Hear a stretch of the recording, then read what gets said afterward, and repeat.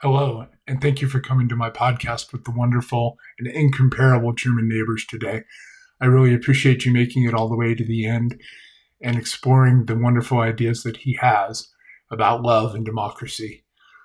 If you could, please like and subscribe to be informed when we make new and interesting content to be able to share with you.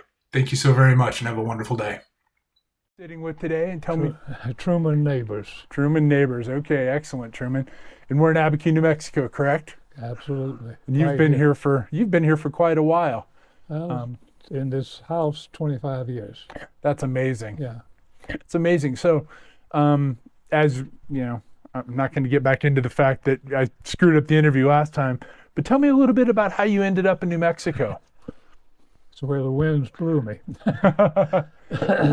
So let's go back a little bit further because, we've talked before, and I really think that your formative years, growing up where you grew up, how you ended up being, it's a minister, correct? Is that how it was qualified? That's good enough. Okay. So let's start with that if you don't mind. All right. Well, it goes back 92 years to Wow. Selma, Alabama, and we'll talk more about Selma as we continue this interview. But grew up in Selma from a relatively poor family. It was the height of the Depression. Lived on a farm, dairy farm, and then a cotton farm. And I used to plow the tractor and do all the carting, picking and planting and all that kind of thing. So you worked on a farm as a kid in Selma, Alabama. Yeah. What year were you born? 1933. 1933. I was trying to do the math. Yeah. Yeah, well, it was interesting. My father was without a job at one point right after I was born. And he finally got a job at a dairy. Okay. And he had never milked a cow in his life.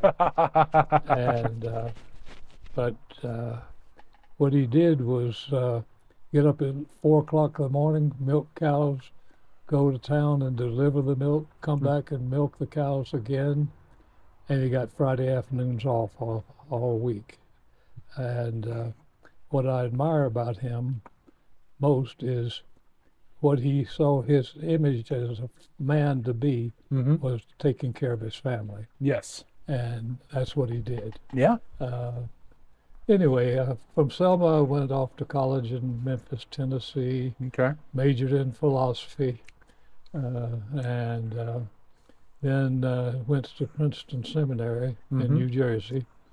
And one of the fortunate things that happened to me while I was there, during the summer between years, I went and took part in a clinical training program. Okay. With the chaplains at some hospitals in Philadelphia.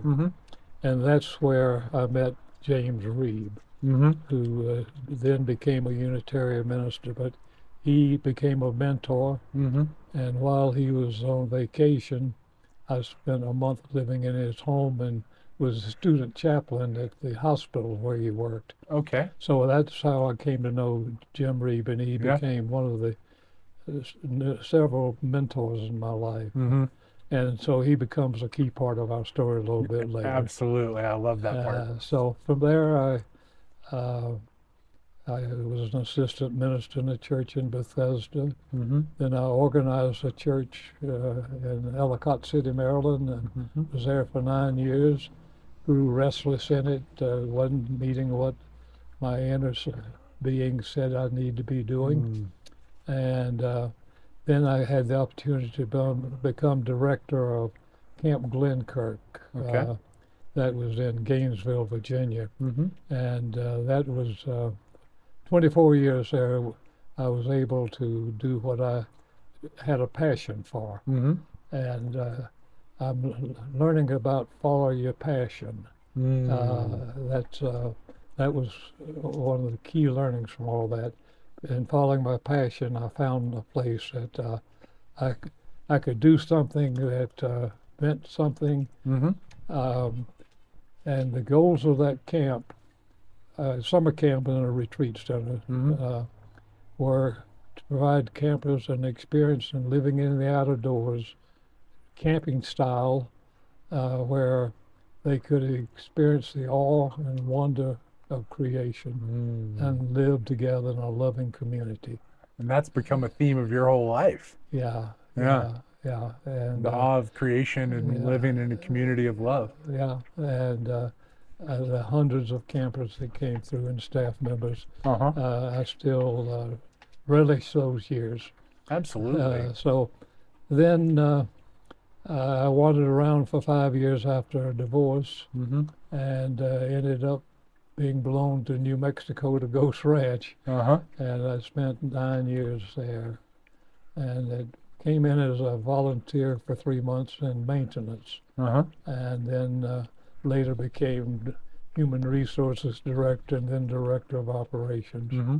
Anyway, Ghost Ranch holds a special place in my heart. Absolutely. And while there, I met my now current wife, and so I've been here now on this house for 25 years. So that's a biological. No, I love that part. I love to hear how you ended up here. It's beautiful. But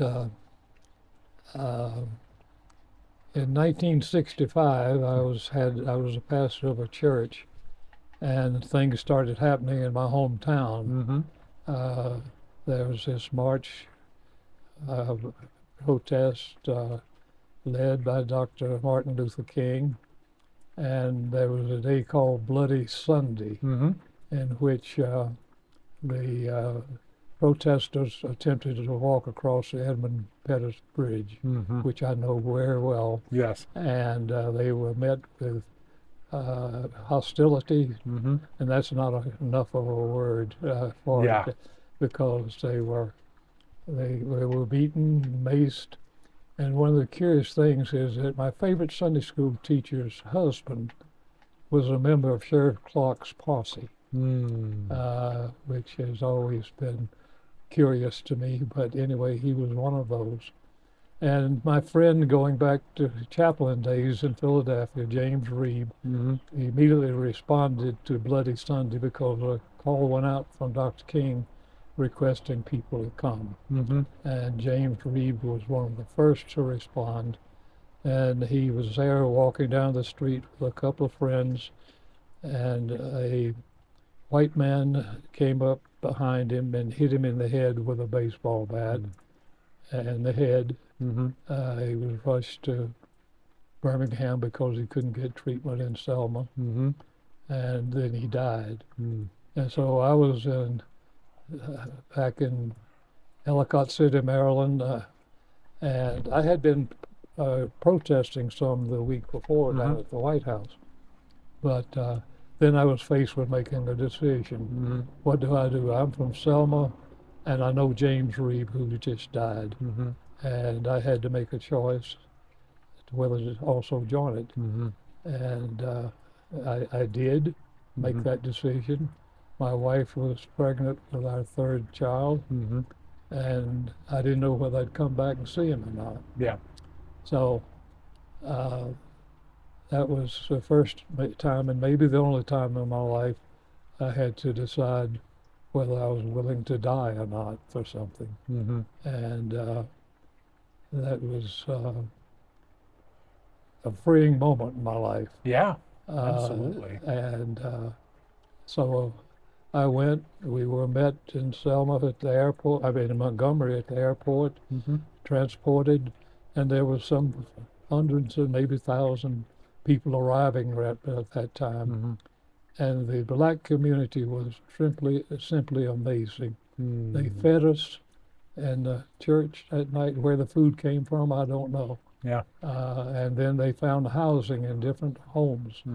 And Dr. Carl Pritchard was a fellow Presbyterian minister and another mentor I had, but he traveled with me. And we were taken out several miles from Selma in a rural area, and the two of us shared a double bed in a black home. And we got there, and their son was like high schooler, but he had been maced on Bloody Sunday. Yeah. He had his mace can he showed us. Oh. And anyway, that was sort of the start of it. And then there were high moments that came along during that time that became most memorable for me. One of the highlights was it was raining and Dr. King was still, they were waiting for approval to march to Montgomery, and they hadn't gotten that. But Dr. King led the group of several thousand to the courthouse. And we went through with police on all sides of us. And we went to the courthouse. It was raining, and we were singing "We Shall Overcome." My one good suit got ruined, but it was blissful. It was one of the most, I don't know another word other than blissful, awesome moments for me. It was like being baptized in the rain that day. And so that was a highlight. Another highlight was going to visit my parents while I was there. And when I got there, my father told me that he had offered to resign his job because of the publicity I was bringing. And fortunately, the company refused his resignation. But it was a very tearful time together.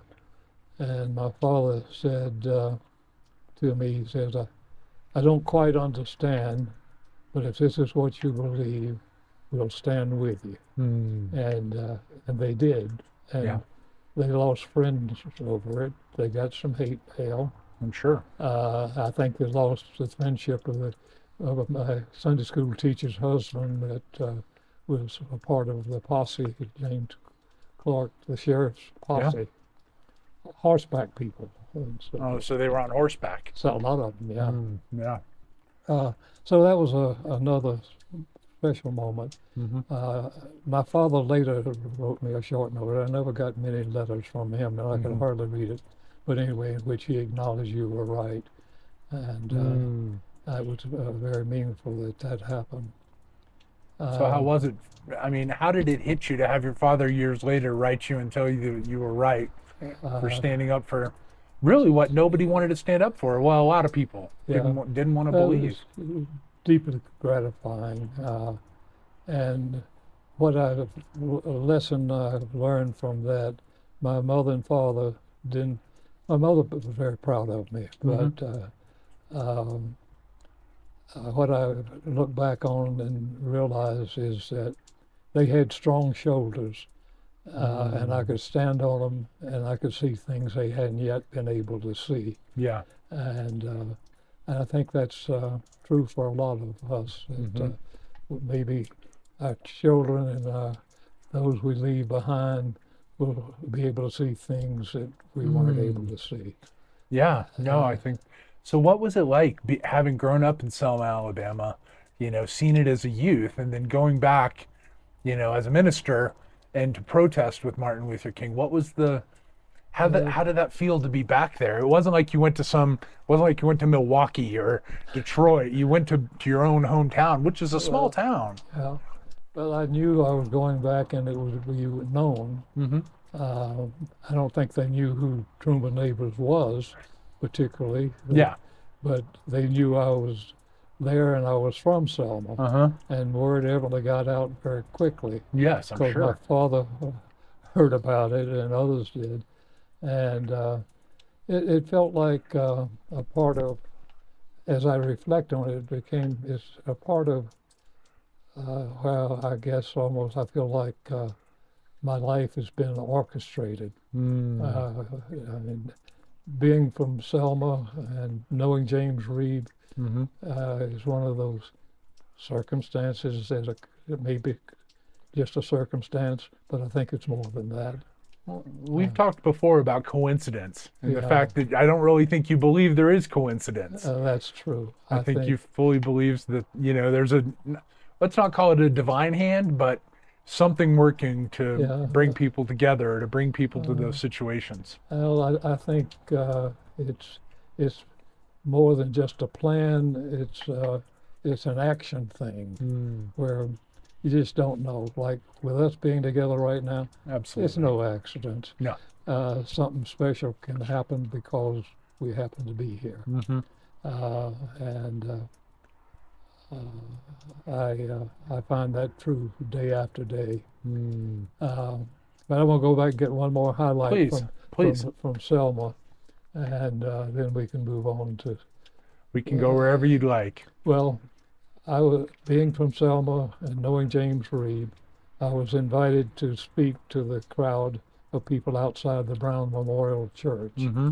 and they had a high-rise pillow outside, and Mm-hmm. so I was invited to stand up there with hundreds and several thousand people, and I never talked to a group that size before. Yeah.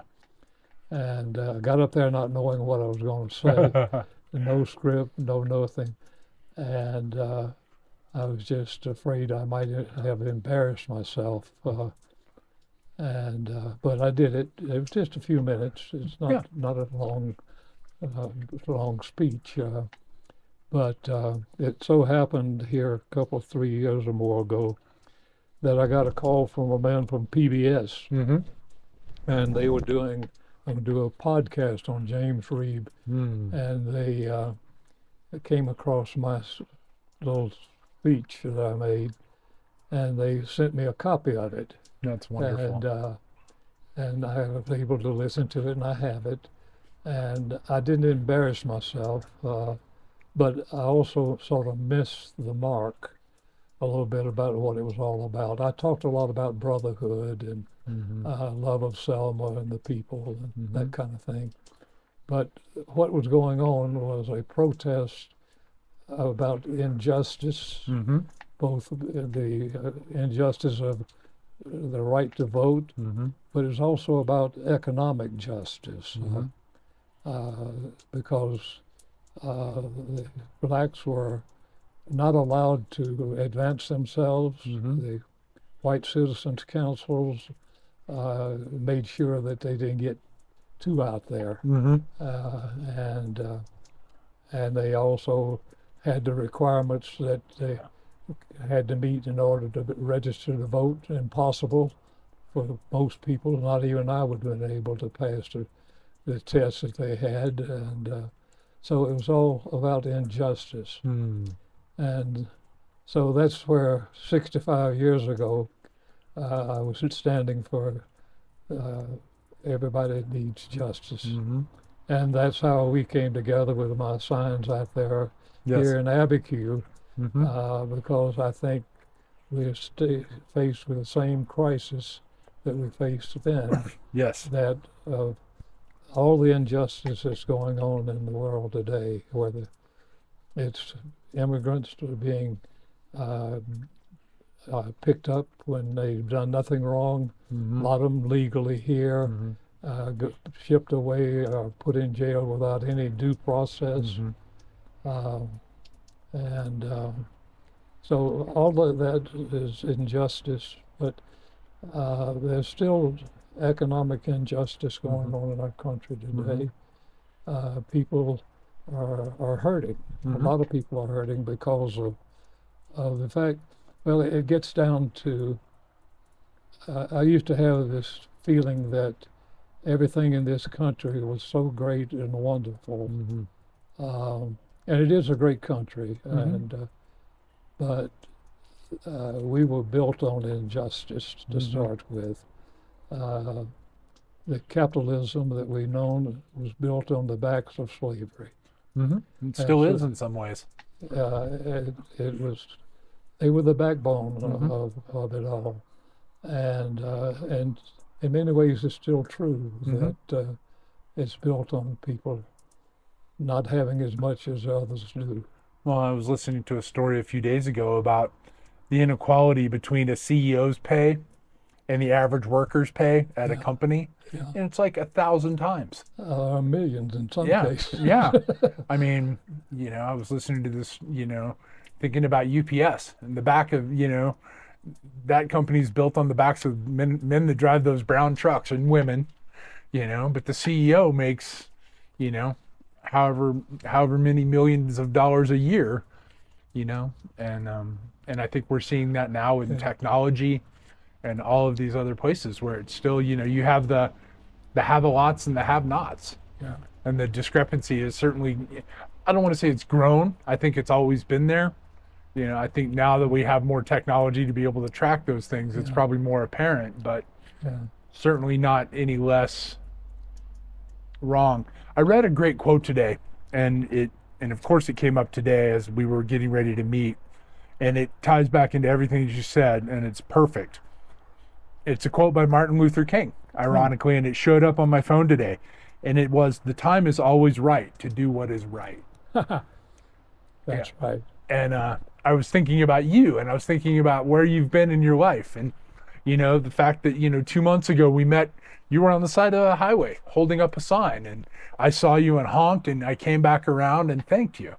And I think it said, "Save Democracy" was your first sign. Right. And and you were out there by yourself. There was nobody standing with you. There was nobody, and as you've told me, people have come by and have been insulting or not insulting, but challenging. And yet here you are still doing what you believe is right. Yeah. Well, then today there were 6 of us. I saw that. But I thank you for that quote. It's so true. Yes. But the injustices, we talked before too about the starving children in Gaza, and they're still starving. Oh, there's a little bit of hope. Yeah, that we'll it's going see. to change, but that's just not right. Yeah. It's a travesty that we live in a world, in particular this country, where we could save the starving people. Oh yeah. And it's so. Anyway, I changed my sign. I still have the Save Democracy because I still want democracy. But I've sort of come to the feeling that democracy doesn't guarantee us anything. It's true. But it's about injustice, and that's the root cause of it all. So what does your sign say now? Justice for all. Perfect.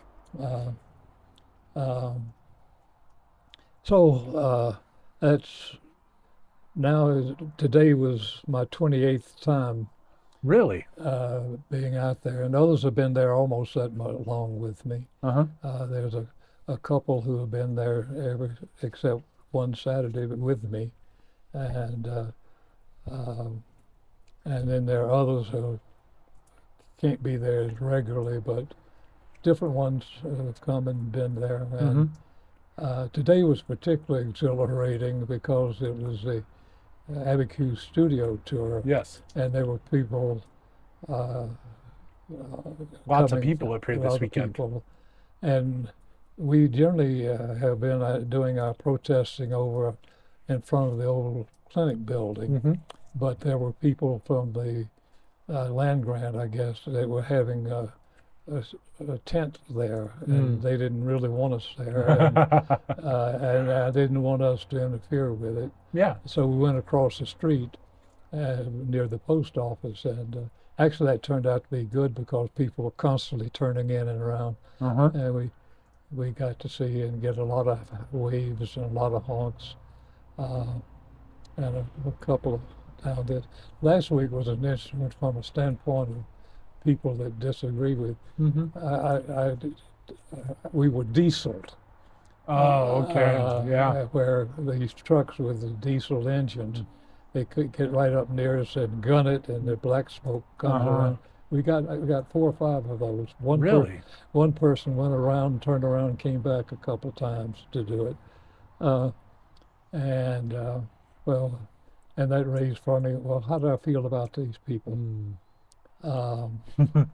And what I've come to is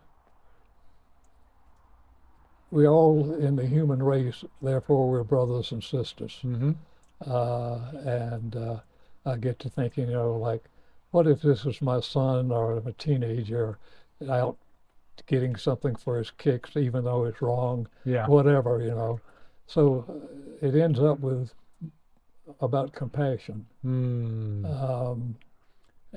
I think for me in my own spiritual journey, I've come to the deep feeling and belief that unconditional love for everybody is the key to what it's all about in this world as we continue to evolve as a human race. And that applies to Trump. Mm-hmm.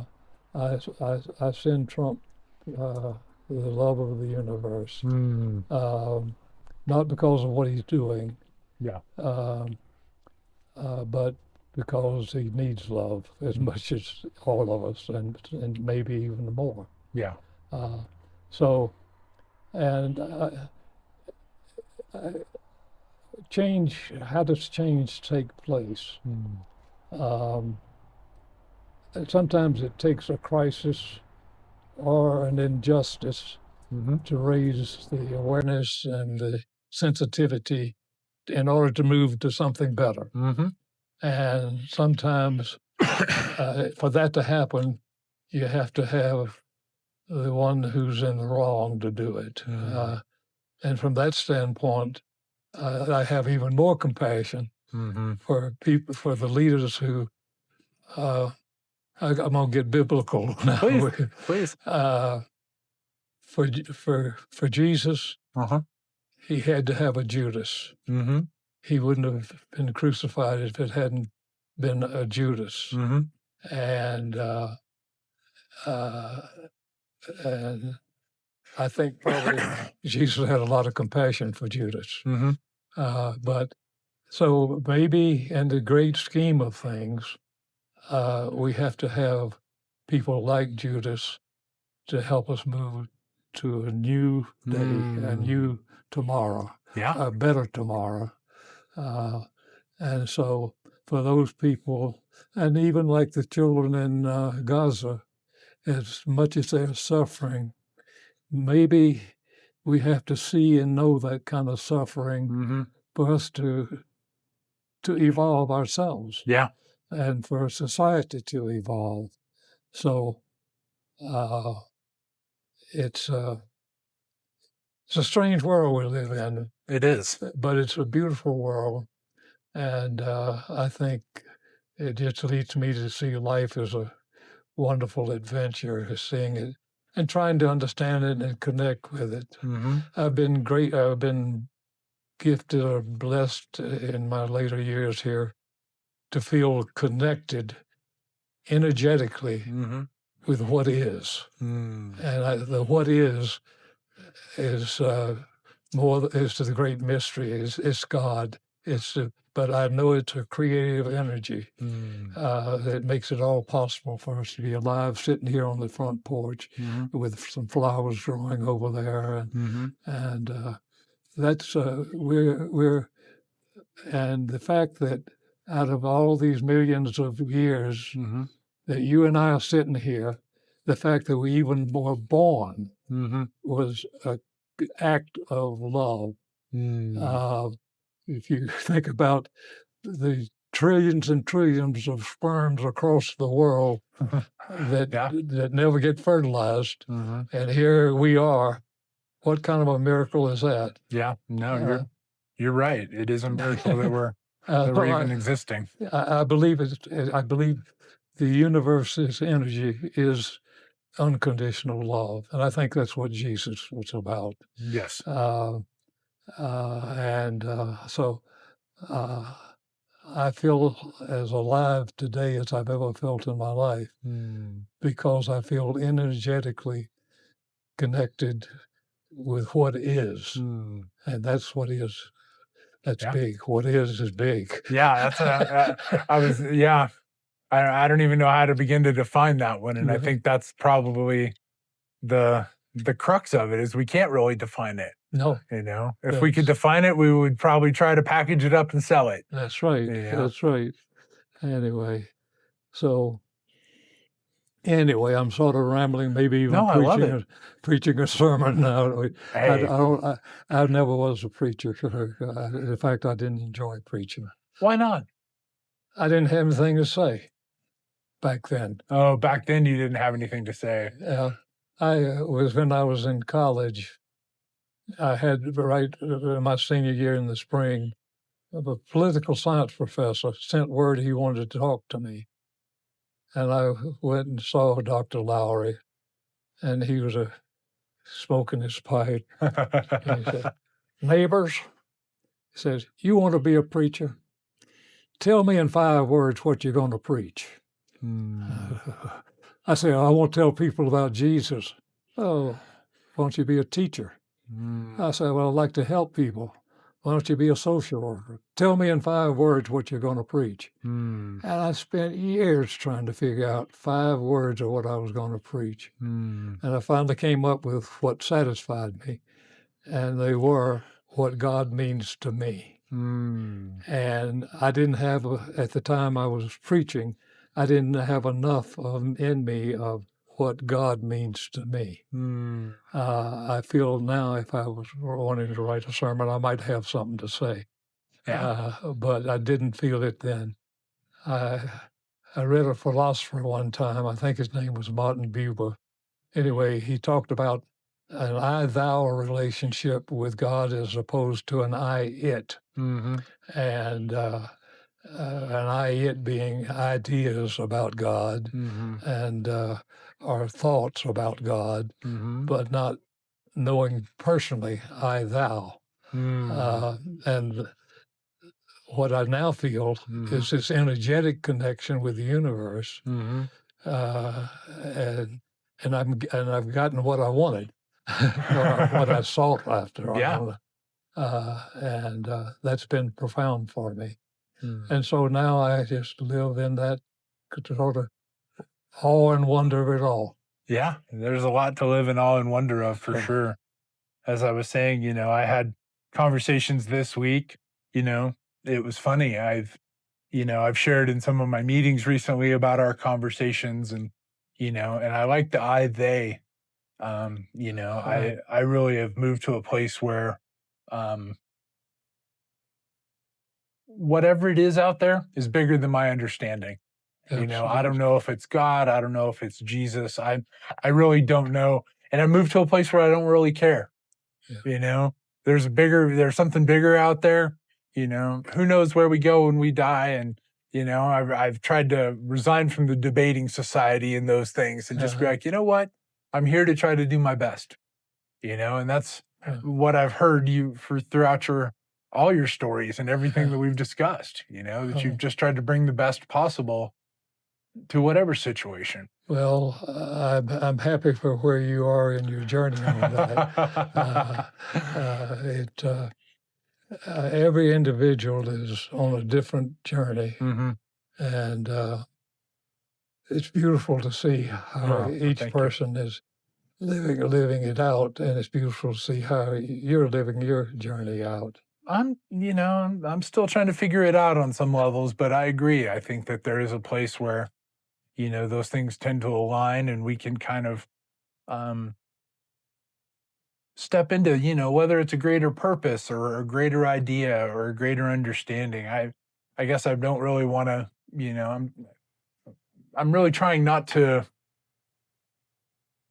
describe it, if that makes sense. I feel like as soon as I try to describe something, it seems to cheapen it, so trying to take that step back and be like, okay, you know what? Like, I don't know what I believe, do I believe that the flowers are just a happy accident, like you were talking about, the fact that we have to be born, like for us to be here today, there had to have been, untold billions of, happy accidents for us to be born here today, and being up here and sitting on, seeing you on the side of the road and stopping and talking and Well, the fact that you are here means something. Yes. Yes, I'm trying to find that meaning. Things still feel a little lost, but that's okay. I'm in process. That's why you're here. Yeah, exactly. It is a process. Yes. And we go as far with the process as we are allowed or led to. Yeah, absolutely. So when we talked before, you talked a little bit just about about love, what love meant to you. And I thought that was really impactful. And I wanted to go back and touch base on that a little bit more. Just love for other human beings, love for Trump, love for your wife, love for your kids, but what is that concept as a former minister and someone who's, seen, a lot since 1933, a lot of things have changed. A lot of things have happened. Yeah.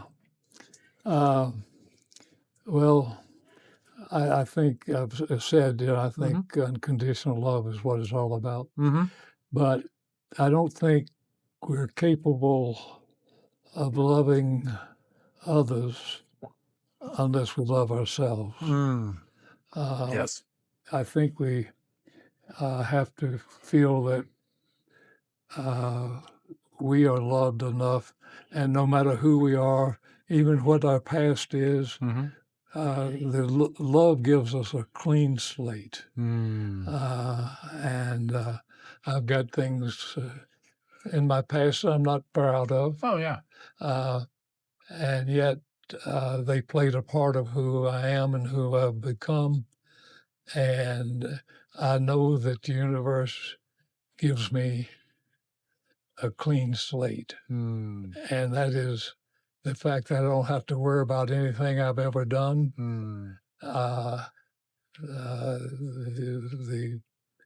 guess it's about forgiveness, and yet I don't know that we can get into the whole concept of sin and forgiveness, which is not a huge thing for me. I don't look on life as things as sinful.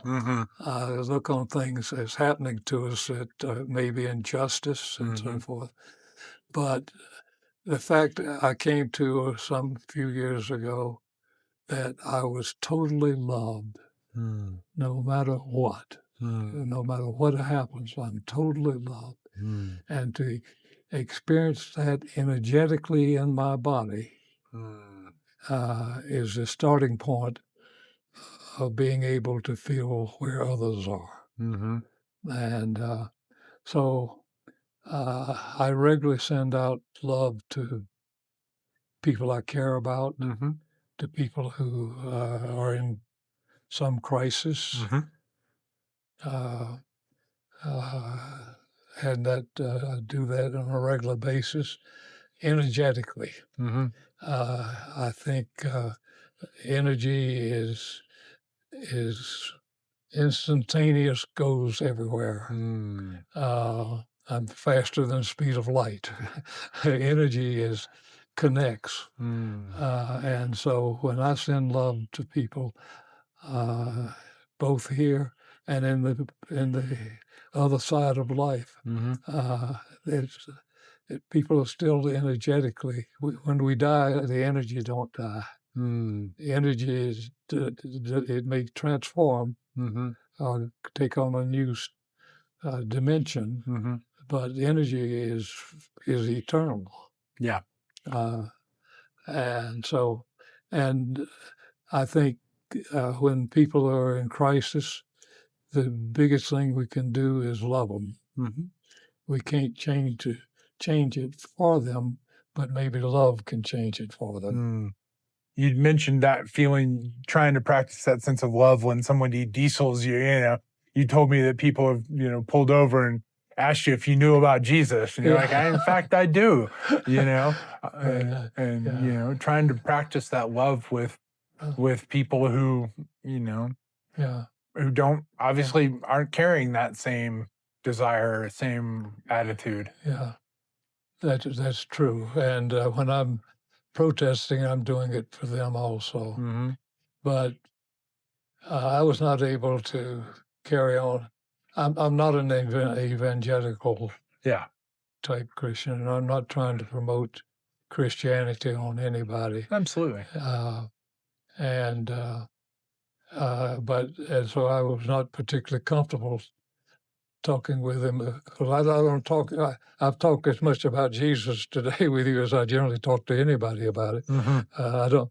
In many ways, I don't consider myself a minister. I feel like I'm a human being with maybe a few gifts along the way. Yeah. But that was what led me to be where I am today. And my religious outlook is more universal, Yes. more, and I think that there have been great inspirations from the past, whether it's Buddha or Jesus or whatever. But anyway, I did have that conversation with him, and I didn't feel like I handled it very well, but I learned something about maybe I'll find a better way to communicate with people I differ with.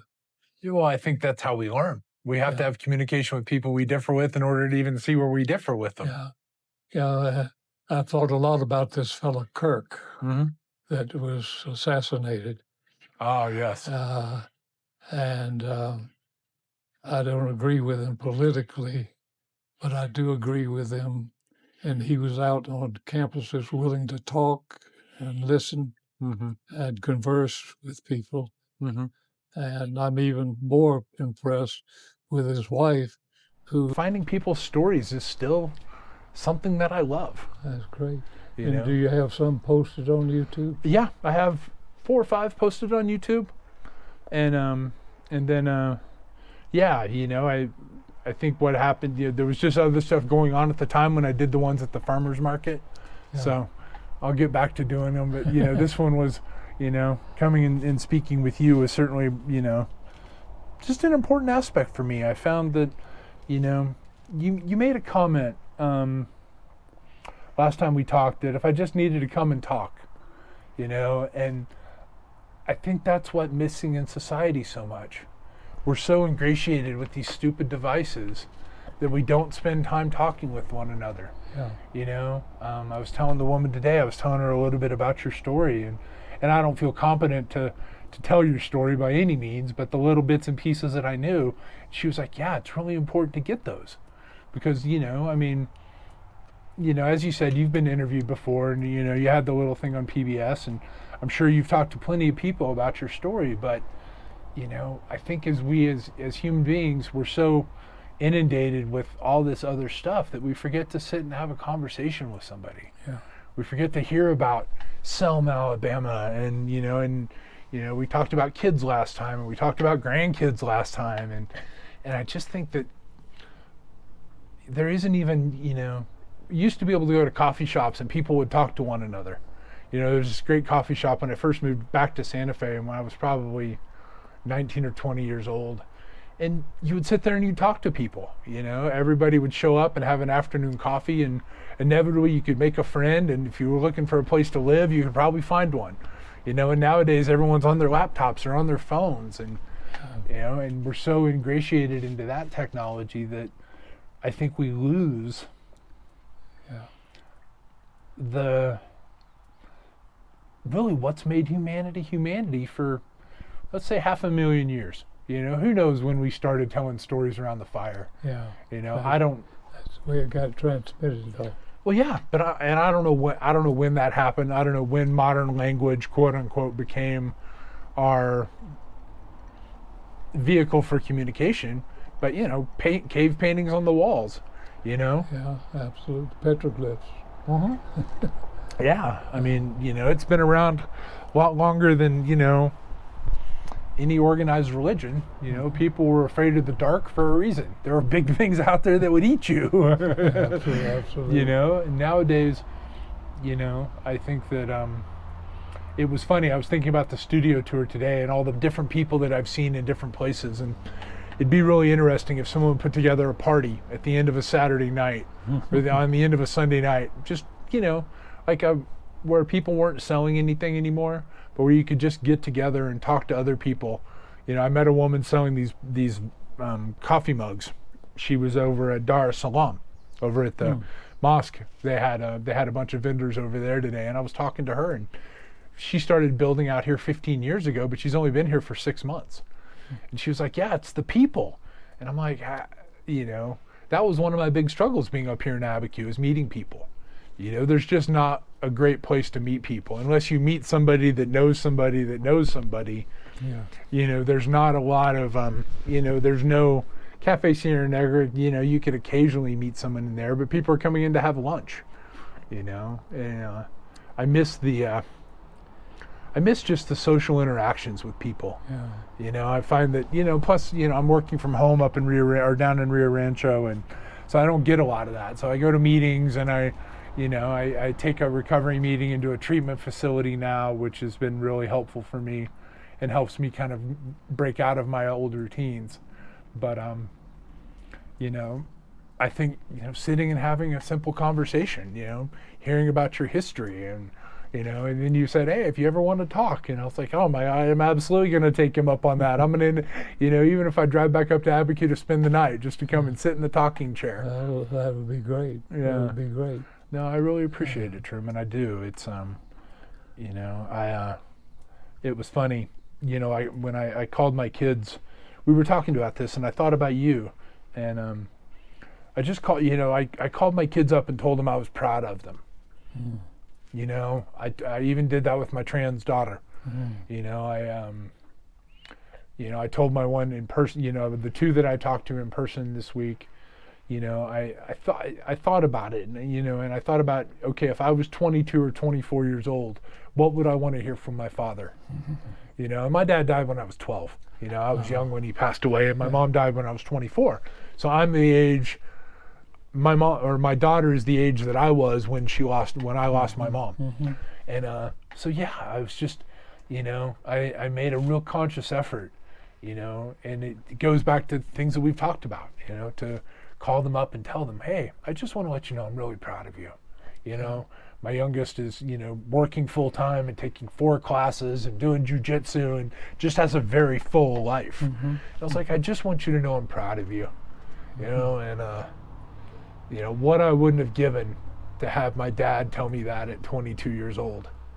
You know, and I was a mess when I was 22 years old. I was still drinking and using drugs, and I was certainly not doing a whole lot of things for people to be proud of. Yeah. But, you know, I reflect back on our conversation, and it certainly, I'm sure at some point has driven those desires to tell them that, you know. And whether they, you know, I don't know how it lands, you know, they may not ever think about it again, but, you know, it's important that we practice that love, you know. That's what I think that what you're talking about, you know. I try to put myself in the position of somebody else and be like, what would they want to hear today, or what could I tell this person to make their day better today? That thrills me that you're doing that. This thrills me. Thank you. Thank you. It's been yeah. I mean, I've often thought about that before, but it's just been more in my mind recently, you know, about how do I really hold the line of, you know, doing what I say and saying what I do and trying to align with my own best intentions. You know, it's like that Martin Luther King quote, you know, the time is always right to do what is right, you know, and I've heard that throughout all your stories, and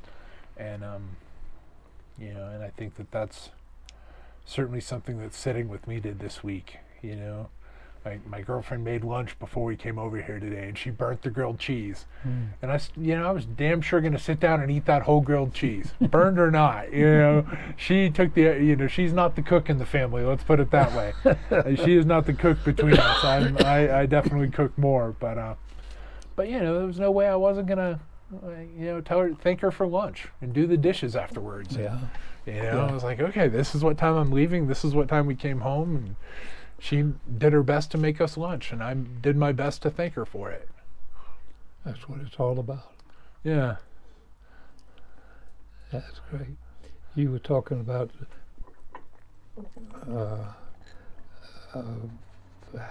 not the lottery, but something earlier. Anyway. Last time we talked about playing the lottery. Yeah. In our last conversation. I don't know but I was talking to a friend of mine here a few weeks ago, and someone asked him what he would do if he won the lottery. Mm-hmm. He says, I've already won the lottery. Really? Yeah. Huh.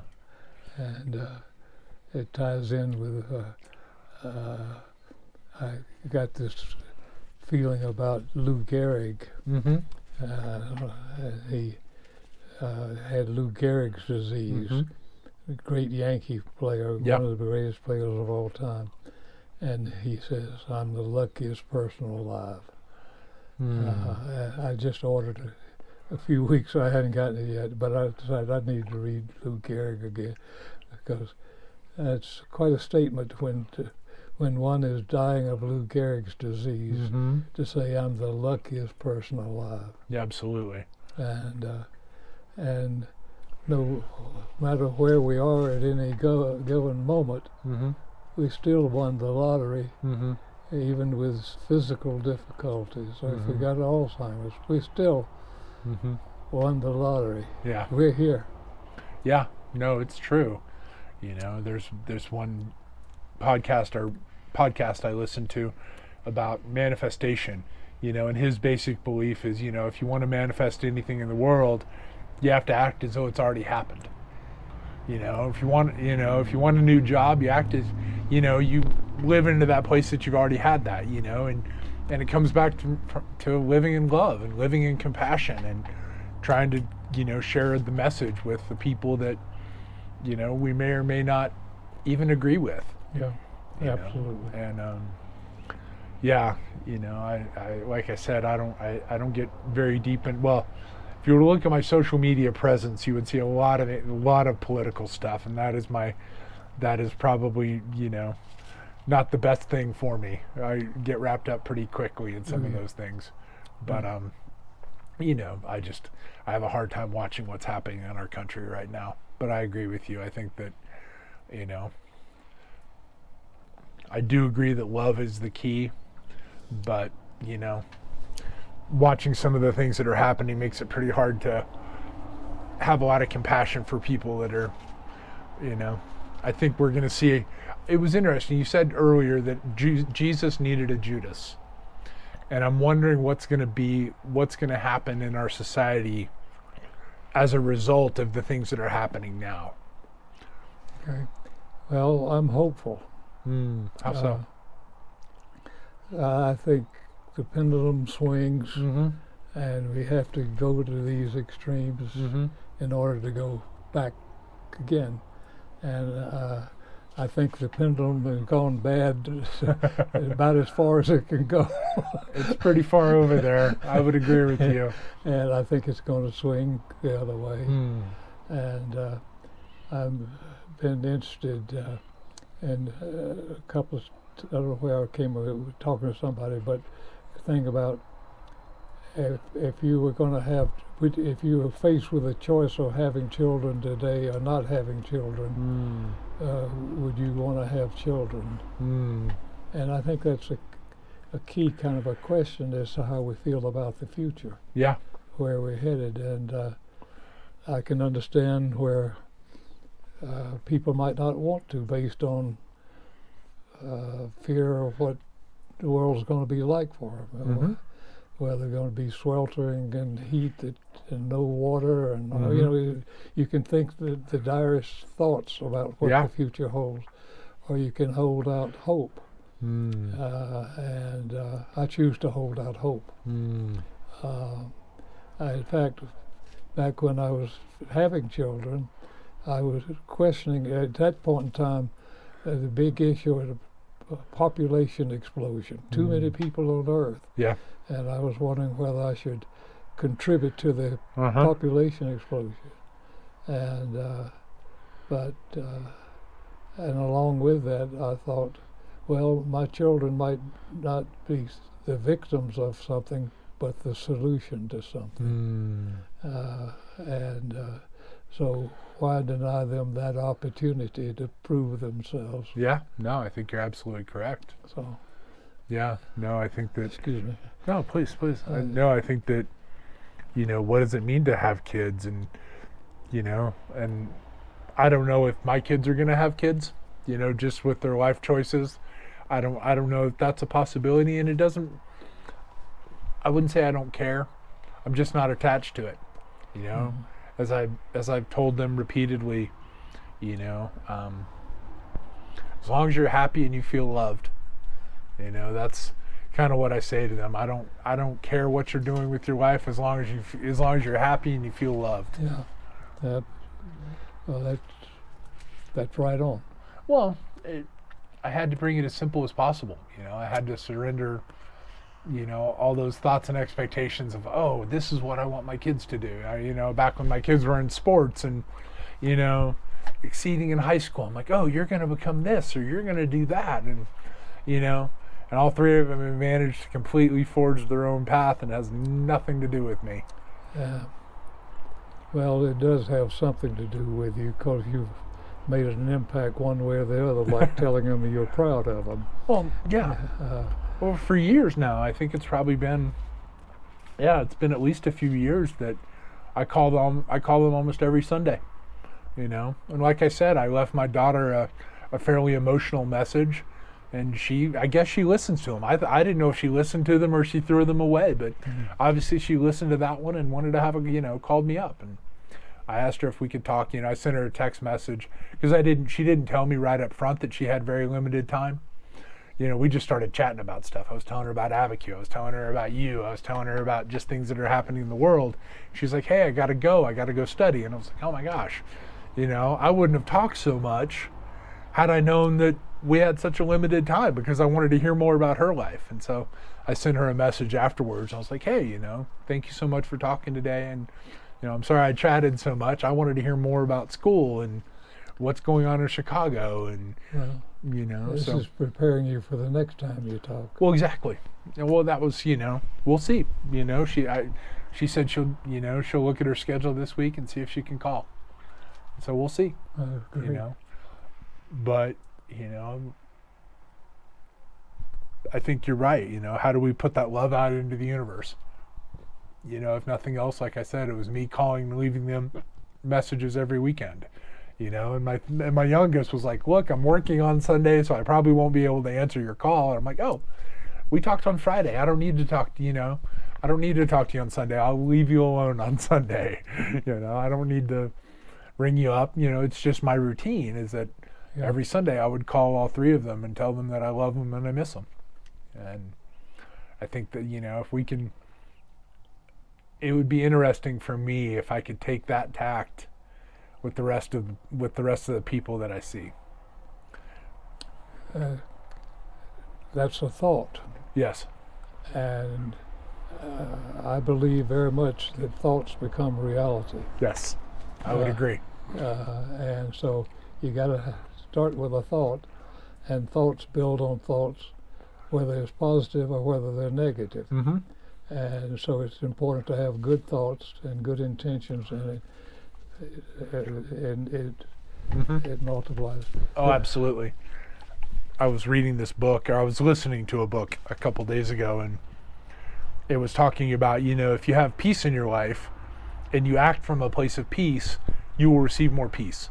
Mm-hmm. It's the same person I was talking about the manifestation stuff. And he was like, if you live from a place of abundance, the universe will give you more abundance. Absolutely. And, so we were driving up last night, and I was trying very hard not to be irritated with some of the drivers driving from Rio Rancho.